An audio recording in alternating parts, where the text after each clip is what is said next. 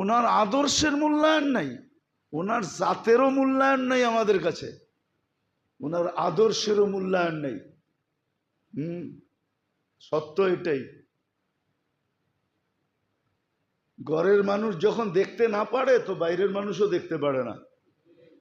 আজকে আপনি বলবেন আল্লাহর রসুল সম্বন্ধে মানুষ যখন লেখে, বিজাতিরা, ওরা লেখার সুযোগ পেয়েছে কেন?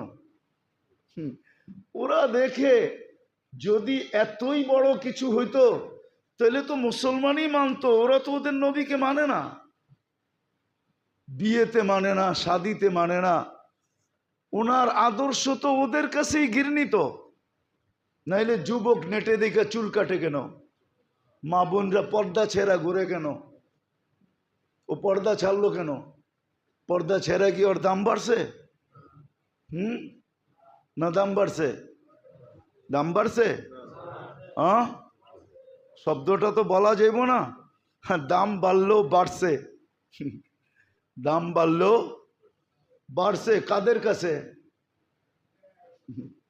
কার কাছে? শব্দটা আপনারাই বলেন, আমার বলার সুযোগ নাই। এটা দুনিয়া বোঝে। ওর মতোই আরেকটার কাছে দাম বাড়ছে, ওর মতোই। কি? ওর মতোই আরেকটা ছাড়ার রশিবিহীন মানুষের কাছে দাম বাড়ছে। কি রশিবিহীন? আসলে যারা মানুষ, ওদের কাছে দাম বাড়ে নাই।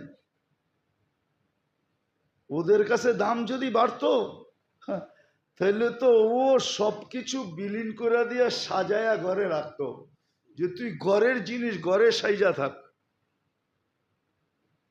তাহলে তো গায়রত থাকতো, আত্মমর্যাদা থাকতো। আত্মমর্যাদা তো নাই। তো যেটা বুঝাইতেছিলাম যে আল্লাহর রসুলের আদর্শ তো আমাদের কাছেই আজকে অবহেলিত। আপনি সুখে থাকবেন কি করে? বাইচা গেছেন শুধু, ডিটে সিগনেচার হয়ে গেছে, আল্লাহর রসুলের সাথে অঙ্গীকার হয়ে গেছে আল্লাহ যে আপনার উম্মতকে আমি সমূলে ধ্বংস করব না। শুধু এই কারণে বেঁচে গেছি, এই কারণে, নাইলে বাঁচার ছিলাম না। বহুত আগে ধ্বংস করে দেওয়া উচিত ছিল। আমি তো শুধু দুরুদ দিয়ে দেখাইতেছি, বাকিগুলা দেখাইলাম না। যার কারণে সব পাইছেন। তওবা করেন, জলদি তওবা করি, নাইলে কিন্তু পিটা। এটাতে কোনো সন্দেহ নেই। কেননা এটাও বলা আছে, যদিও আমাদের সমাজে এটা প্রচার প্রসার নাই, এটা আল্লাহ রসুল বইলা দিছেন, আল্লাহ বইলা দিছেন, ইল্লাম ইয়াতুবু ফাআনা তাবিবুহুম। নাইলে মনে করেন মুসলমান থেকে, উম্মতে মুহাম্মদী থেকে কোরআন হাদিস ঘাটলে আল্লাহর কাছে প্রিয় আর কাউকে দেখা যায়? হ্যাঁ, কেউ আছে? তাইলে কোরআন হাদিসের আলোকে যাদের হাতে আমরা মার খাইতেছি, ওদের চেয়ে আল্লাহর দুশ্মন কেউ আছে? তো আল্লাহ বন্ধুরে দুশ্মন দিয়ে পিটায় কেমনে? একটু বিবেক দিয়ে ভাবেন। ওদেরকে দিয়ে আমাদেরকে পিটাইতেছে কি করে? এটা কেমন বন্ধুত্ব? একদিকে বলে বন্ধু, আর একদিকে দুশ্মনকে লাগায়া দিছে আমাকে সাইজ করতে। তাহলে আল্লাহরে যদি জিগে এটা বন্ধুত্ব কেমন? এটা আবার কোন বন্ধুত্ব? খোলা যাবে না, ইঙ্গিতে বলতেছি। অতীতে দেখা আসছি, এক দেশ আমাদেরকে বিক্রি করে দিছে একজনের কাছে, বিক্রি করে দিয়া ইয়া কইতেছে আমরা তোমার খুব বন্ধু। আরে তুই আমারে বিক্রি করে দিয়া পরে বন্ধুত্ব দেখাস, এটা কেমন বন্ধুত্ব? এটা কেমন বন্ধুত্ব? তুই আমারে বিক্রি করে দিছস। মনে হয় বোঝেন নাই, সবাই বোঝে নাই, বাঙ্গার কোনো সুরত নাই। বুঝলে বুঝলেন, না বুঝলে না বুঝলেন। আল্লাহ কত জিজ্ঞাসা করি এটা কেমন বন্ধুত্ব? বন্ধুত্ব বলতেছেন আর দুশ্মন দিয়ে আমাদেরকে পিটাইতেছেন। তা আল্লাহ বলে পিটাইতেছি এই জন্য লিউযিকাহুম বাদাল্লাযী আমিলু লাআল্লাহুম ইয়ারজিউন, যে তোদের বিবেকের পর্দা খোলে আর তোরা ইউটার্ন নেস, ফিরে আসস। ফিরে আসবি, আনা হাবিবুকুম, আমি তোমাদের বন্ধু। তারপরে দেখ তোদের উপরে কেউ আঙ্গুল উঠায় কিনা। আঙ্গুল উঠাইতে দেরি, মান আদালি ওয়ালিয়ান আদানতুহু বিল হারব, তখন আর তোদের লড়তে হবে না, ফেরেশতা আমি পাঠাবো, আবাবিল আমি পাঠাবো, মশা আমি পাঠাবো, আমার সৈনিকের অভাব নাই। জিল্লাহি জুনুদুস সামাওয়াতি ওয়াল আরদ, আকাশ জমিনের সমস্ত সৈনিক আমার, সব আমার কথায় চলে, আমি দিব, আমি পাঠাবো, তোদেরকে লড়তে দিব না, তোরা খালি দর্শক হিসাবে দেখবি। এই জন্য মেরে দোস্ত আসেন, আসেন ফিরি, দুরুদ পড়ি, আল্লাহর রসুলের আদর্শের উপরে চলি। পুরা তো চলতে হবে না, বলেও তো দিছেন সময় হিসাবে, কাল হিসাবে, যুগ হিসাবে কনসিডার করছেন। এই যুগে তো 10% মানলে হবে, এই যুগে তো একটা মৌলিক সুন্নতকে মানলে হবে, একটা মৌলিক সুন্নত। আল্লাহ রসুলের সবচেয়ে বড় সুন্নত ছিল 5 ওয়াক্ত নামাজ, 5 ওয়াক্ত নামাজ। আজকেও যদি উম্মত 5 ওয়াক্ত নামাজের উপরে ওঠে, রব্বে কাবার কসম, কালকে সকালের সূর্য দুনিয়াতে বিলকুল চেঞ্জ হয়ে উঠবে, এক রাত্রে দুনিয়া আল্লাহ চেঞ্জ করে দিবে। মুসলমান পড়া দেখুক না, বাংলাদেশি পড়া দেখুক, এক মহল্লাই পড়া দেখুক, যে আমাদের এই মহল্লায় কোনো বেনামাজি থাকবে না, পড়া দেখুক। বাড়ি তো এই মহল্লায় মাত্র 25টা, হোল্ডিং তো এই মহল্লায় মাত্র 25টা হোল্ডিং, 25টাই তো, ভুল বলতেছি না তো, 25টা হোল্ডিং, 25টা হোল্ডিং এর মানুষ বলুন যে আমাদের এখানে কোনো বেনামাজি থাকবে না, কইরা দেখুক কি দাঁড়ায়, কি মিলে, কি রূপরেখা হয়। করবে তো না, করবে না। আর এটাই সত্য, মুসলমান যেদিন জুমার নামাজ আর ফজরের নামাজ সমান করে দিবে, ওদিন থেকে বিজয়ের পালা শুরু হবে। আল্লাহ আমাদেরকে বুঝার, শিখার, মানার, চলার তৌফিক দান করেন। করে সব বিদেশি, ওদের ব্র্যান্ডের মাল কিনতেছে, বড় বড় শোরুমে কার ব্র্যান্ডের মাল?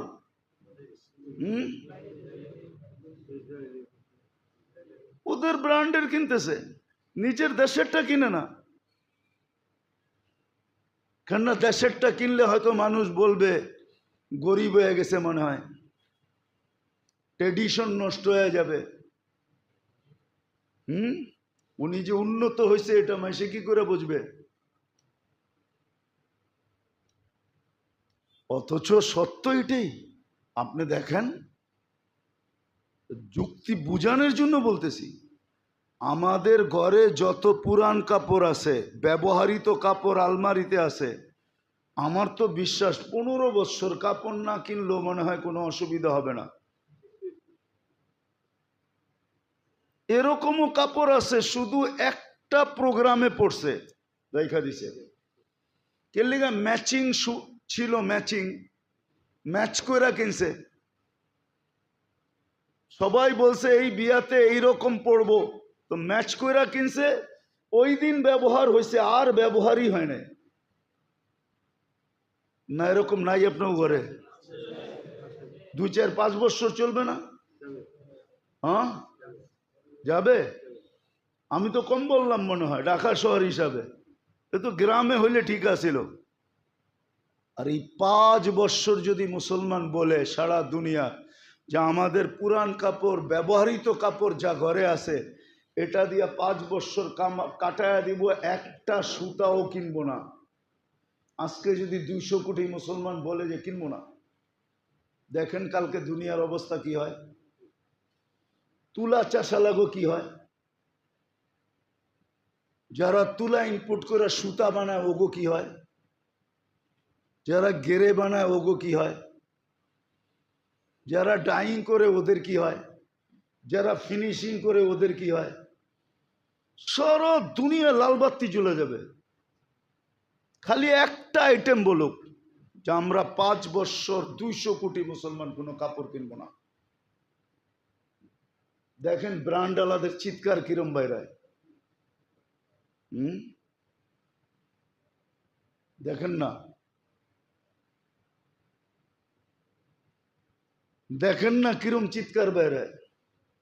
আমাকে বুঝেই দিব না, আমরা এটি বুঝি, আমরা এটি বুঝি। আপনি সিঙ্গাপুর থেকে কিনছেন মানি, ওটা জিঞ্জিরায় তৈরি হয়ে সিঙ্গাপুরে গেছে। ওরা বইলেই দিছে এই যে স্টিকার দিয়া দিলাম, স্টিকারটা লাগায়া দিবি আমাদের ব্র্যান্ডের, মেড ইন বাংলাদেশ লেখলে খবর আছে তোর। কিন্তু তৈরি হয়েছে জিঞ্জিরায়, তৈরি হয়েছে আশুলিয়ায়। আপনি কিনা নিয়ে আইছেন সিঙ্গাপুর থেকে, হ্যাঁ, 2 লক্ষ টাকা একটা গেঞ্জির দাম, না নাই? হ্যাঁ, 50-60 হাজার একটা গেঞ্জির দাম। গেঞ্জি, একটা টি শার্টের দাম 2 লাখ টাকা। কি দিয়া বানাইছে?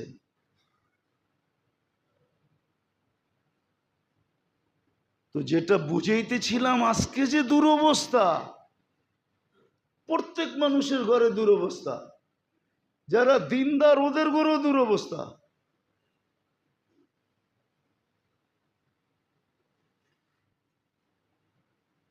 শুধু রাসূলুল্লাহ সাল্লাল্লাহু আলাইহি ওয়াসাল্লামের ইজ্জত না রাখার কারণে, ওনার হক আদায় না করার কারণে। আল্লাহটা তো আল্লাহ বললাম না, আল্লাহটা তো আল্লাহ বলেই দিছে, আমার বন্ধুর হক আদায় করো। আজকে মুসলমান যার কারণে সব পাইল, এই সুযোগটা পর্যন্ত আপনাকে যার কারণে দিল, মানবে তো না কেউ। এক জায়গায় আমি লেখা পাইছি, আল্লাহ রসুল কাঁদতেছিলেন, তো জিবরিল এসে বলতেছে কান্দেন কেন? বলছে উম্মতের জন্য। বলছে আল্লাহ বইলা পাঠাইছে 1 বছর আগে যদি আপনার উম্মত তওবা করে তো গুনাহ মাফ করে দিবে, মৃত্যুর 1 বছর আগে। তো বলছে জিবরিল এটা তো সম্ভব না, 12 মাস 365 দিন। আল্লাহ কমায় দিছে বন্ধু 1 মাস আগে। বলছে এটাও সম্ভব না, 29-30 দিন আগে। সে জানবেই কি করে আর মাফই যাবে কি করে? বলছে তাইলে 1 সপ্তাহ। বলছে এটাও সম্ভব না, 7 দিন। বলছে 1 দিন আগে, কয়টাও সম্ভব না, 24 ঘন্টা। আপনিই তো বলছেন এক সময় ফিতনার আসবে, আসবাহা মুমিনান আমসা কাফেরান, সকালের মুসলমানটা বিকালে কাফের হয়ে যাবে, বিকালের মুসলমানটা সকালে কাফের হয়ে যাবে। এটা বুখারীর রিওয়ায়াত, ইমাম মুসলিম শরীফের রিওয়ায়াত। কান্না থামে নাই। তারপরে আল্লাহ বলছে বন্ধু তাইলে আপনার উম্মতকে সুযোগ দিলাম আপনার কান্নার দিকে দেখা, হাত্তা ইউগারগির, কণ্ঠনালীতে রু আসার পূর্ব মুহূর্ত মাফ চেলে মাফ করে দেব, মাফ চেলে মাফ করে দিব। যার কারণে পাইলেন, অপশন দিছে।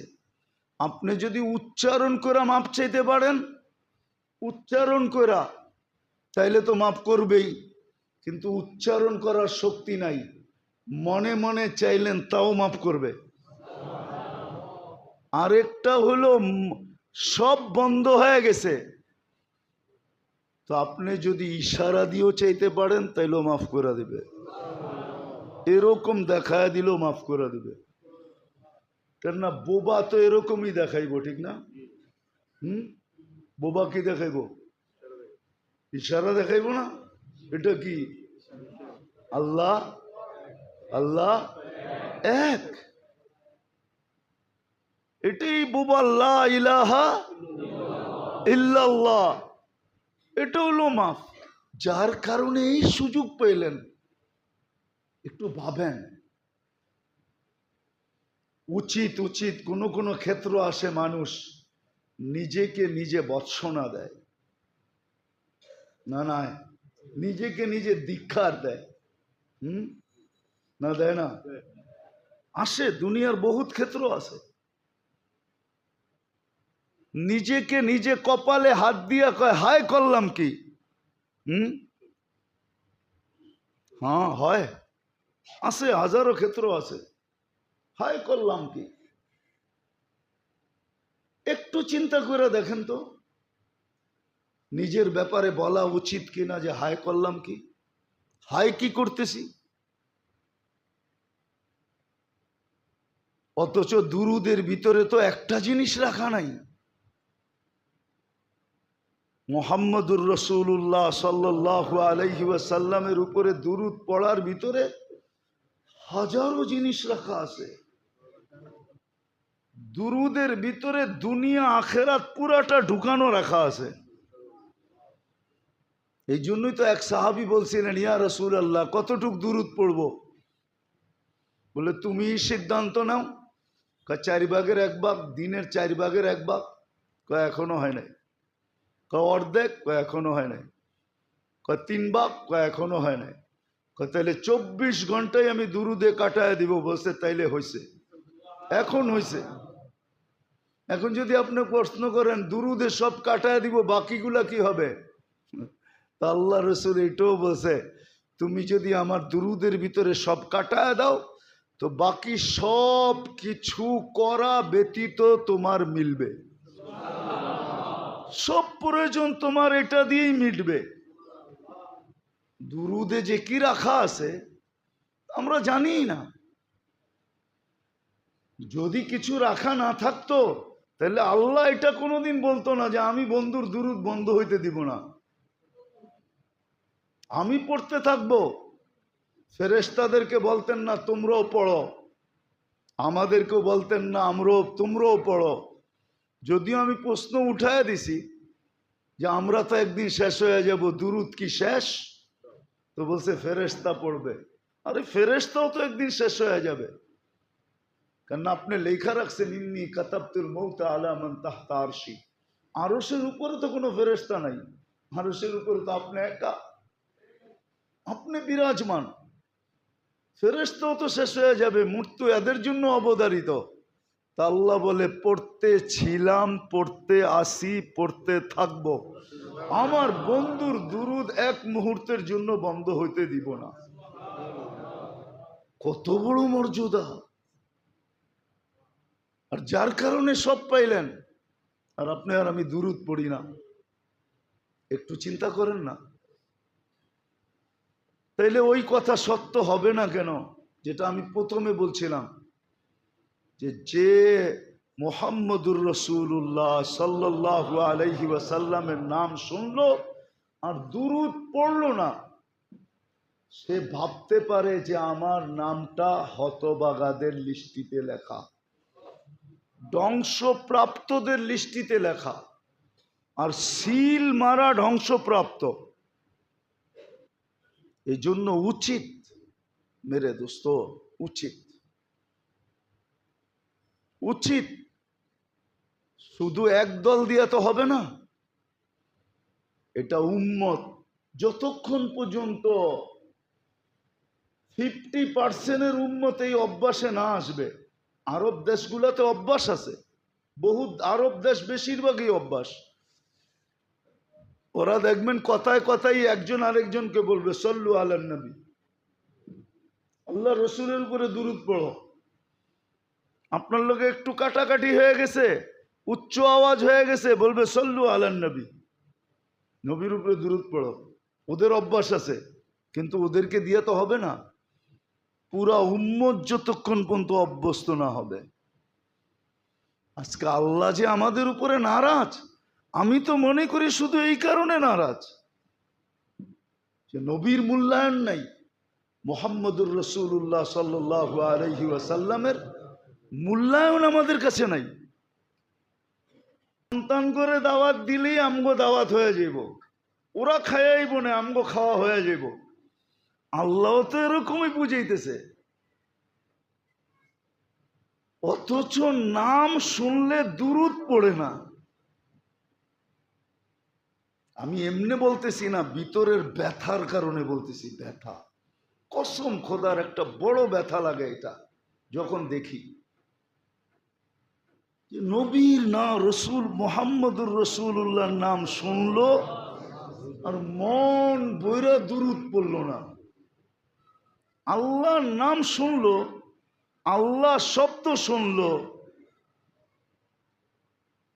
এটাও তো শিখিয়ে দিছেন আল্লাহর নাম শুনলে জাল্লে জালালু বলো, জাল্লা জালালুহু কিতাবে লেখা আছে।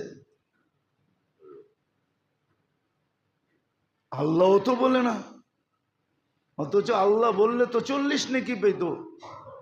গত জুমায় মনে হয় বুঝেছিলাম যে এই 40 আর আরেক 40 সমান না, ওজনের দিক দিয়ে সমান, গাঠটির দিক দিয়ে সমান, আকারের দিক দিয়ে সমান না। 1 মণ তুলা 1 মণ বাটকারা কতটুক, আর 1 মণ তুলার গাঠটি কত বড়, ওজনে তো দুটোটা সমান। 1 মণ মাপসি তো বাটকারা দিয়া, ঠিক না? বাটকারা তো ছোট, তুলার গাঠটি ঠিক। আল্লাহ বললে 40 নেকির গাঠটিটা এরকম বড় হয়, আর আল্লাহ যত বলবে তত ভিতরের ভিতরে নূর পয়দা হয়, নূর। কেননা আল্লাহু নূরুস সামাওয়াতি ওয়াল আরদ, যত আলো দেখি সমস্ত আলো এই 4 অক্ষর থেকে বাহির হয়ে আসছে, আলিফ লাম লাম হা, এই 4টার থেকে সব আলো বাহির হয়ে আসছে। বিদায় এটা যত বলবে তত ভিতরে নূর হবে, নূর, দিল আলোকিত হবে। এক সময় বৈশা জান্নাত দেখবে, এক সময় বৈশা আল্লাহ দেখবে, আল্লাহ এক সময় দেখা সব জগৎ দেখবে, সমগ্র জগৎ। এটা কেউ মানুক আর না মানুক,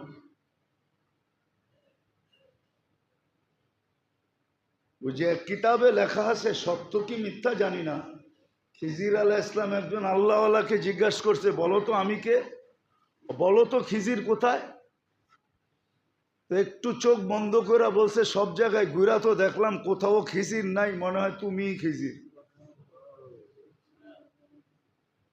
তো সত্য এরকমই, আল্লাহ যত বলে তত ভিতরে আলোকিত হয়,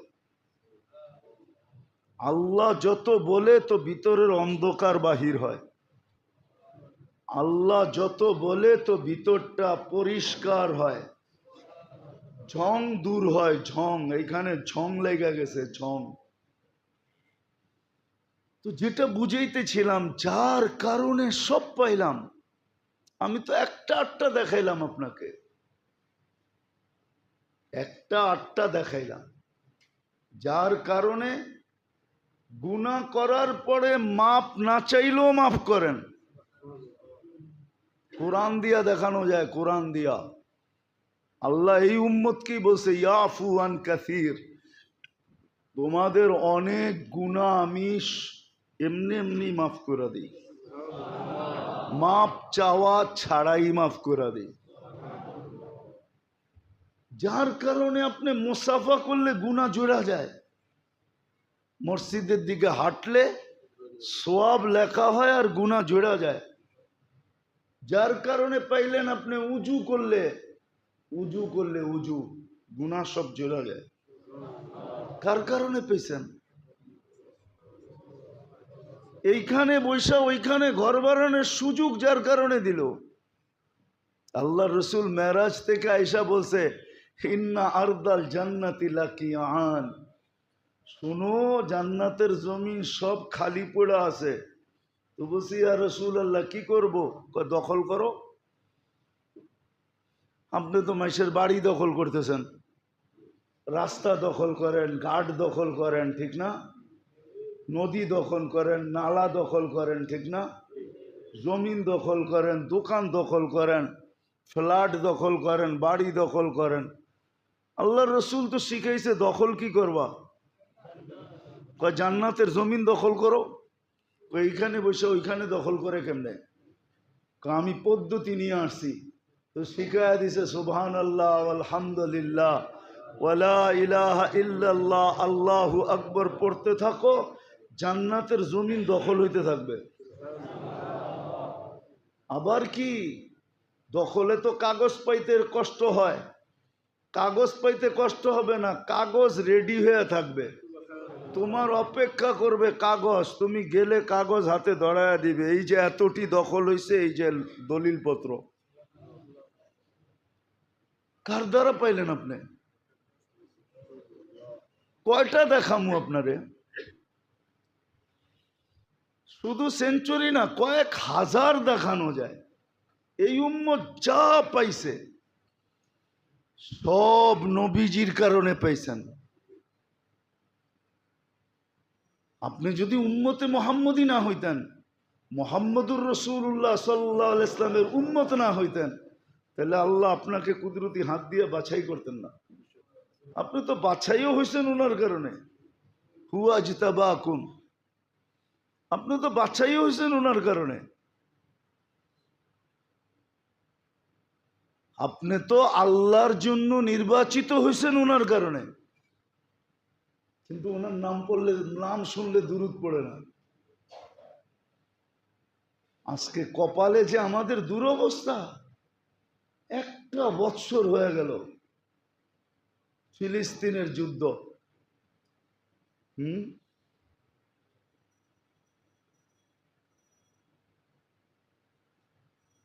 আজকে শত শত বৎসর হয়ে গেছে মুসলমান নিষ্পেষিত, নির্যাতিত, দীক্ষিত, বঞ্চিত, লাঞ্ছিত,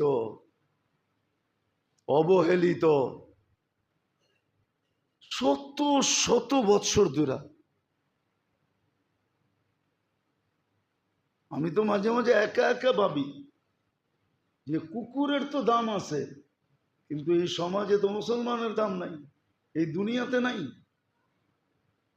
কেননা আমি তো 5 স্টার হোটেল কুকুরেরও দেখছি, কুকুর 5 স্টার হোটেলে থাকে, বিশ্বাস মনে হয় না। আমি ফ্রান্সে 2 বার গেছি, 2 বার। প্যারিসে আছে কুকুরের 5 স্টার হোটেল। বিদেশে যাওয়ার সময় কুকুর রেখা গেছে হোটেলে, 2 বেলা ওরে শ্যাম্পু দিয়া গোসল করায়, ও বয়া বয়া কার্টুন দেখে, দামি দামি বিস্কুট খাওয়ায় ওরে, হাসে। বিশ্বাস হয় না? অ্যাড্রেস দিমু, বেশি দূরে যেতে হইব না, গুলশান 1 নম্বর গেলেই হইব। গুলশান 1 নম্বরে কুকুরের বিস্কিটের দোকান আছে। হে কয় 2 জায়গায়, আমি তো 1 জায়গায় কইলাম। যে দেখেন 1 প্যাকেট বিস্কিটের দাম কত, ওইটা দিয়ে আপনার খাওয়ার বিস্কিট 1 প্যাকেটের দাম দিয়ে 1 কার্টন কিনতে পারবেন মৌলভীবাজার থেকে। আমি তো যাই না বলতেছি, না যাই না, না মুখাস্ত কইতেছি না, গাইটা গুইটা কইতেছি।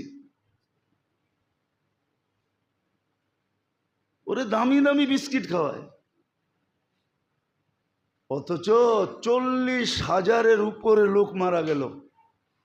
আজ পর্যন্ত প্রাণীবাদীরা, আমাদের দেশও প্রাণীবাদী আছে, ঢাকা শহরে কুকুরে প্রতি রাত্রে সম্মিলন করে, এটা জানেন? ঘুমায় থাকেন, কোত্থেকে জানবেন? আমি তো সারা রাত্র বাইরে থাকি, কারণ ঢাকা শহরে ঢুকি 1টা 2টা 3টা বাজে, সব রোডে কুকুর আর কুকুর। কিন্তু ছোটবেলা দেখতাম কুকুর একটু বেশি হইলেই সিটিওয়ালারা আসতো, ইঞ্জেকশন দিয়ে ধরে নিয়ে যেত। বাংলাদেশে কোর্টে প্রাণীবাদীরা রিট করছে, আর কোর্ট সিদ্ধান্ত দিছে কোনো কুকুর মারা যাবে না। ওরা জিতে গেছে, ওগরে জিজ্ঞাসা করেন, ওরা আজ পর্যন্ত একটা ছোট পেপারে লেখা দিছেনি। আমার কথা তো মিডিয়া যেতেছে, ওরা লেখা দিছে নাকি ছোট একটা, প্রাণীবাদীরা, যেই 40,000 মানুষ কেন মারা হলো ফিলিস্তিনে। ওরা কোনো প্রতিবাদ করে নাই, কেন ওরা জানে যেটি মরতেছে ওটি আসলে মানুষ রূপী পেঙ্গুইন। এদেরকে নিয়ে প্রতিবাদ করা ঠিক না, কুকুর নিয়ে প্রতিবাদ করা যায়, রিট করা যায়, কোর্টের থেকে সিদ্ধান্ত আনা যায়। কিন্তু মানুষ নিয়ে না, মানুষ বলতে মুসলমান নিয়ে না, এটি মানুষ না।